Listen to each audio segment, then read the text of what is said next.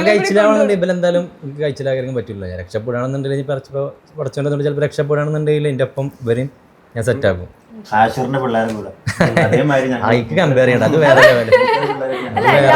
ടീമാണല്ലോ അല്ലെ, എല്ലാവരും ഒരു ടീം.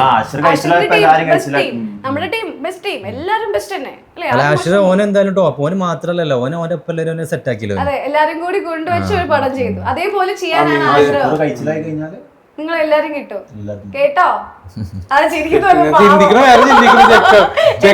അല്ലേ ഓനന്ന് അങ്ങനെ പൃഥ്വിരാജിന്റെ കേറിപ്പോയിക്കണ ചെയ്യും, പിന്നെ അതില്ല. അല്ല, ഞാനത് എപ്പോഴും ഇപ്പൊ ഞാൻ ഇന്റർവ്യൂവിന് വേണ്ടി പറയല്ല. ഞാനിപ്പോ എന്തെങ്കിലും ആയിട്ടുണ്ടെങ്കിൽ വലിയ സംഭവമല്ല, എന്തെങ്കിലും പിന്നെ രണ്ടാൾക്കാർ എന്നെ അറിയുന്നുണ്ടെങ്കിൽ അതിന് കാരണക്കാർ ഇവരാണ്.